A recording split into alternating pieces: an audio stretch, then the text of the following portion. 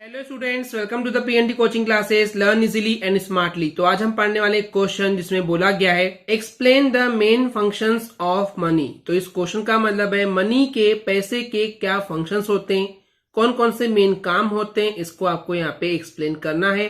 तो चलिए समझते हैं इसको आंसर से। तो स्टूडेंट्स, यहाँ पे जो मनी के मेन जो चार काम होते हैं, चार फंक्शंस होते हैं, हम यहाँ पे वन बाय वन चलिए देखते हैं। सबसे पहला जो फंक्शनिंग है, जो काम है, वो है मीडियम ऑफ एक्सचेंज, यानी कि एक्सचेंज करने के लिए मीडियम प्रोवाइड करता है, माध्यम प्रोवाइड करता है। यानी कि स्टूडेंट्स देखिए, मान लीजिए आपके पास कोई एक चीज है, उसके बदले आपको दूसरी चीज चाहिए।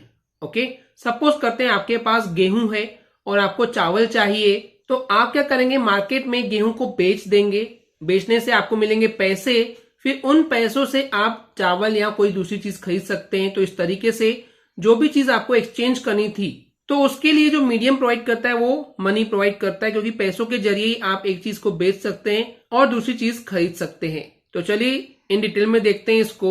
तो ये जो मीडियम ऑफ एक्सचेंज है, ये बहुत ज्यादा इंपॉर्टेंट फंक्शन है मनी का, क्योंकि इस मनी के काम के द्वारा जो एक्सचेंज का जो सिस्टम है वो बहुत ज्यादा सिस्टमेटिक हो गया है, बहुत ज्यादा सिंपल हो गया है। क्योंकि इस मनी के सिस्टम के जरिए कि डबल कोइंसिडेंस ऑफ वॉन्ट्स की जो प्रॉब्लम थी या जो डिफिकल्टी थी, उसको दूर किया जा सका है। तो मैं आपको बताना चाहूंगा स्टूडेंट्स की डबल कोइंसिडेंस ऑफ वॉन्ट्स की प्रॉब्लम क्या है। मान लीजिए दो लोग हैं, एक के पास गेहूं है और एक के पास चावल है। ओके, एक के पास व्हीट है और एक के पास राइस है। अब मान लीजिए पहले इंसान को, जिसके पास गेहूं है, उसको गेहूं के बदले चावल चाहिए, क्योंकि उसके पास गेहूं बहुत ज्यादा है। तो वो क्या चाहता है कि गेहूं को बेचना चाहता है और साथ ही में चावल खरीदना चाहता है। तो उसको क्या होगा, ऐसा इंसान ढूंढना पड़ेगा जिसके पास चावल हो और वो बेचना भी चाहता हो और उसके बदले वो गेहूं खरीदना भी चाहता हो। यानी देखिए, उसको जो चीज बेचनी है वो भी उसको ध्यान रखना पड़ेगा और जो चीज खरीदनी है उसको वो भी ध्यान रखना होगा। तो ऐसा इंसान ढूंढना होगा जहां पे डबल कोइंसिडेंस, यानी बेचना भी और खरीदने वाली चीज भी मिलनी चाहिए। तो ये डबल चीज हो गई, दो चीजें हो गई। तो ऐसे इंसान को ढूंढना, यानी कि कोइंसिडेंस है, किस्मत है कि अगर ऐसा इंसान मिल जाए, यानी कि ढूंढने में बहुत दिक्कत होती थी, बहुत डिफिकल्टी होती थी। तो इसको भी दूर किया गया, रिमूव किया गया with the help of money system. उसी को यहाँ पे एग्जांपल में भी बताया गया है कि हर एक इंसान को पैसे मिलते हैं जो भी वो कमोडिटी या चीज बेचता है, तो एंड उन पैसों से फिर वो अपनी जरूरतों को, अपनी नीड्स को पूरा करता है। तो इस वजह से जो ये प्रॉब्लम थी डबल कोइंसिडेंस ऑफ वॉन्ट्स की, कि उसको ऐसा इंसान ढूंढना है जिसके पास दूसरी चीज हो जो उसको खरीदना है, तो इस प्रॉब्लम को दूर किया जा सका। तो होगा क्या इसमें, सिंपली वो इंसान जिसके पास गेहूं है वो गेहूं बेचेगा, उसको पैसे मिल जाएंगे। फिर जिसके पास भी चावल होगा, जो बेचना चाहता है, वो इससे सिंपली खरीद लेगा। तो पैसों की वजह से उस इंसान को ढूंढना नहीं पड़ा, एक्सचेंज जो है वो बहुत आसानी से हो गया with the help of money. Professor Marshall के अकॉर्डिंग, यानी कि उनके अनुसार, जो मनी है उसको इसलिए नहीं अपनाया गया है कि उसकी एक वैल्यू है, उसकी एक कीमत है, उसकी मूल्य है खुद की, लेकिन उसको इसलिए भी एक्वायर किया गया है, अपनाया गया है, क्योंकि इस मनी को यूज किया जाता है कोई भी गुड्स एंड सर्विस को खरीदने के लिए, लेने के लिए या पाने के लिए। गुड्स यानी कोई भी सामान, सर्विस यानी कोई भी सेवा, जैसे कि टीचिंग हो गया, डॉक्टर आपको देखता है, इलाज करता है। एंड मनी से आप कोई भी गुड्स एंड सर्विस इसलिए खरीद पाते हैं क्योंकि इस मनी के पास परचेसिंग पावर होता है, यानी कि आप इन पैसों को देकर के कोई भी चीज खरीद सकते हैं। तो ये था पहला main function of money. Second function है मेजर ऑफ वैल्यू, यानी कि किसी भी चीज की कितनी कीमत है, आप उसको कैसे पहचानते हैं, मनी के जरिए, कि वो कितने रुपए की चीज है, राइट। तो वही है, किसी चीज की कितनी वैल्यू है, इसको मेजर करने के लिए भी मनी अपना इंपोर्टेंट फंक्शन देता है, वो बहुत ही ज्यादा यूज होता है। वही चीज यहाँ बोला गया है कि ये जो मेजर ऑफ वैल्यू है, ये सेकेंड इंपोर्टेंट फंक्शन है मनी का, क्योंकि बहुत सारी जो गुड्स एंड सर्विसेज हैं, जो चीज है, जो माल है या जो सेवाएं हम दे रहे हैं, यानी कि एक सामान के बदले दूसरा सामान खरीदना हो, तो इनको जब एक्सचेंज किया जाता है, तो उन चीज की, यानी कि गुड्स एंड सर्विस की जो एग्जैक्ट वैल्यू है, उसको मेजर करने का काम जो है वो मनी करता है, कि जो सामान आपके पास है उसके बदले आपको कितने पैसे मिलेंगे, फिर उन्हीं पैसों से आप दूसरी चीज कितनी खरीद सकते हैं। तो यहाँ पे जो वैल्यू है उस गुड्स एंड सर्विस की, तो ये भी काम जो है वो मनी का ही है। जैसे कि हमने बार्टर सिस्टम में देखा हुआ है, तो ये बार्टर सिस्टम जो है, ये सिस्टम तब था जब मनी नहीं था, और तब लोग जो है वो एक्सचेंज करते थे गुड्स को, सर्विसेज को, यानी कि एक चीज देते थे बदले में दूसरी चीज खरीदते थे, क्योंकि तब पैसे नहीं थे। तो वही था बार्टर सिस्टम। तो जब बार्टर सिस्टम था तब किसी भी गुड्स की कितनी वैल्यू है, कितनी कीमत है, कितना मूल्य है, उसको मेजर करना बहुत डिफिकल्ट था। और तब मनी नहीं था, तो वो क्या करते थे, एक चीज के बदले दूसरी चीज जो है अदर गुड्स को यूज किया जाता था। और ये बहुत ही डिफिकल्ट होता था कि किस चीज की कितनी कीमत है, कितनी वैल्यू है, बिकॉज तब मनी नहीं था।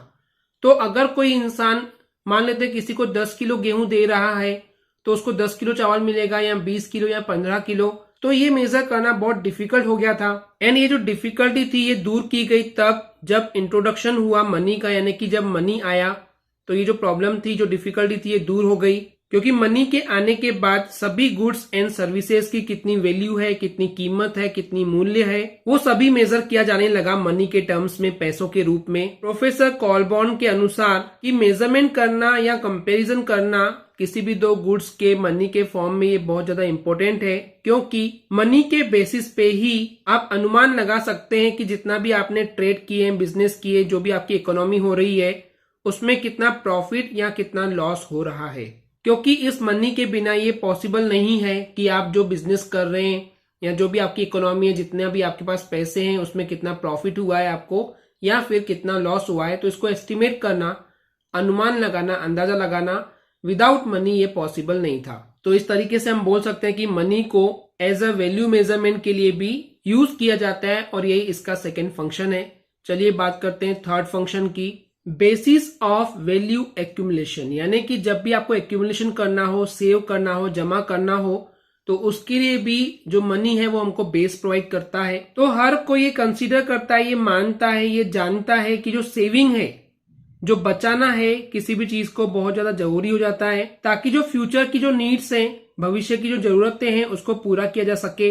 तो अगर हम चीजों को जमा करते हैं, कलेक्ट करते हैं, तो ये हमको क्लियरली पता है स्टूडेंट्स कि जो चीजें हैं, जो ऑब्जेक्ट्स हैं, जो वस्तुएं हैं, वो कभी ना कभी कुछ समय में डिस्ट्रॉय हो जाएगी, खत्म हो जाएगी। तो जो ऑब्जेक्ट्स हैं वो खराब हो जाएंगे या खत्म हो जाएंगे। तो ये जो प्रॉब्लम थी इसको सॉल्व किया किसने? करेंसी ने, यानी कि मनी ने। जैसे ही मनी इन्वेंट हुआ, उसकी खोज हुई, तो ये जो प्रॉब्लम थी कि चीजें या ऑब्जेक्ट जो है वो खराब हो जाते हैं, डिस्ट्रॉय हो जाते हैं समय के साथ। तो अगर हम प्रेजेंट की बात करते हैं, वर्तमान की बात करते हैं, हर इंसान अगर कुछ सेव करता है, बचाना चाहता है, तो वो है पैसा, मनी। क्योंकि इस मनी के हेल्प से कोई भी दूसरी चीजें जो है वो आप इजीली खरीद सकते हैं, क्योंकि इस मनी के पास खरीदने का पावर होता है, यानी कि इस पैसों के बदले आप कोई भी चीज सिंपली खरीद सकते हैं। तो यही रीजन है कि जो लोग हैं वो मनी को एक्यूमुलेट करते हैं, जमा करते हैं, सेव करते हैं। तो ये भी एक बहुत ही इंपॉर्टेंट फंक्शन है मनी का।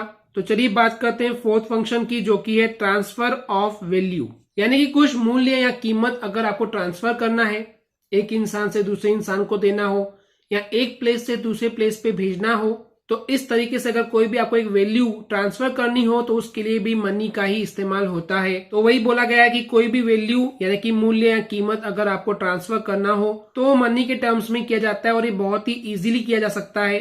अब ये ट्रांसफर हो सकता है कि एक इंसान से दूसरे इंसान को किया जा रहा हो या एक प्लेस से दूसरे प्लेस पे किया जा रहा हो, क्योंकि मनी की एक क्वालिटी होती है कि जनरली इसको हर कोई एक्सेप्ट करता है। ऐसा नहीं है कि उसको मनी नहीं चाहिए, मनी के बदले कोई चीज चाहिए।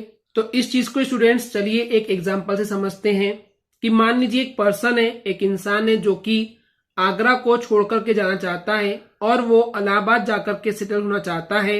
तो वो क्या करेगा, जो भी उसके पास घर है या जो दूसरी प्रॉपर्टी है जो कि आगरा में है, वो उसको सिंपली बेच देगा, सेल कर देगा। एंड सिंपली वो इस हाउस एंड प्रॉपर्टी को जब बेचेगा तो उसको पैसे मिलेंगे, करेंसी मिलेगी, मनी मिलेगा। एंड इस मनी से, इस करेंसी से वो एक नया घर या नई प्रॉपर्टी वो सिंपली इलाहाबाद में बाय कर सकता है, खरीद सकता है, उन्हीं पैसों से जो कि उसको आगरा में दिए गए थे। तो इस तरीके से उस इंसान ने अपना जो भी उसके पास हाउस, प्रॉपर्टी जो भी था, सिंपली उसने एक प्लेस से दूसरे प्लेस पे ट्रांसफर कर दिया with the help of money. तो ये 4 इंपॉर्टेंट फंक्शन थे मनी के। इसके साथ ही तो इस मनी के वजह से ही जो भी उधार वाली जो प्रोसेस है, जो ट्रांजेक्शन है, किसी को उधार चाहिए कोई चीज या लोन चाहिए, तो ये बहुत ज्यादा सिंपल और इजीली पॉसिबल हो पाया जस्ट बिकॉज ऑफ मनी। इससे होता यह है कि हर किसी को मनी चाहिए, तो जो प्रोड्यूसर है, जो चीज बनाता है कोई भी इंसान, तो उसकी क्वालिटी बहुत ज्यादा अच्छी कर देगा, बढ़ा देगा, ताकि उसको उसके बदले उतना ही ज्यादा पैसा मिल सके। एंड जितनी अच्छी क्वालिटी होगी उतना ही ज्यादा जो कंज्यूमर है, जो उस चीज को यूज कर रहा है, तो उसको भी सबसे ज्यादा सेटिस्फेक्शन मिलेगा। क्योंकि अगर ज्यादा पैसे देने पे ज्यादा अच्छी चीज मिल रही है, या अगर उसके पास कम पैसे तो कम अच्छी चीज खरीद लेगा, तो वो भी सेटिस्फाई हो जाएगा, संतुष्ट हो जाएगा। तो इन शॉर्ट हम यही बोल सकते हैं स्टूडेंट्स, जो मनी है वो बहुत ही इंपॉर्टेंट फंक्शन प्रोवाइड करता है, बहुत ही इंपॉर्टेंट काम करता है इंसान की लाइफ में, यानी कि मानव के जीवन में बहुत ही इंपॉर्टेंट काम करता है मनी। ओके स्टूडेंट्स, क्लियर है? आई होप स्टूडेंट्स आपको एक क्लियर हो गया होगा। अगर आपको हमारी वीडियो से कुछ भी सीखने मिला या नॉलेज मिला तो प्लीज हमारे चैनल को सब्सक्राइब कीजिए एंड वीडियो को लाइक जरूर करें। आज के लिए इतना ही, थैंक यू।